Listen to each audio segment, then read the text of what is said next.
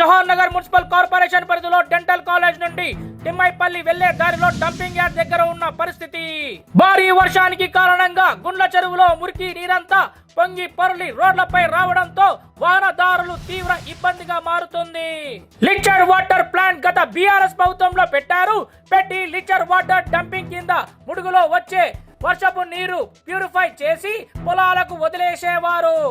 మరి ప్రస్తుత ప్రభుత్వం ఎన్నిసార్లు మొరపెట్టుకున్నా పట్టించుకొని పాపాన పోలేదు. ప్రజలపై తీవ్ర ప్రభావం చూపినా అక్కడున్న కార్పొరేటర్లు అధికారులు తూతూ మంత్రంగానే వివరిస్తున్నారు. ప్రజాపాలన అని అధికారంలో వచ్చిన నాయకులు ఎక్కడ ఉన్నారు? ఇది వారి కళ్ళకు కనబడం లేదా అని ప్రజా సంఘాలు ప్రజలు వాపోతున్నారు. ప్రజల బాధలు పట్టవా? నాయకుల నిర్లక్ష్యమా? డంపింగ్ యార్డ్ వాళ్ళ నిర్లక్ష్యమా అని ప్రజలు మీడియాతో వాపోతున్నారు.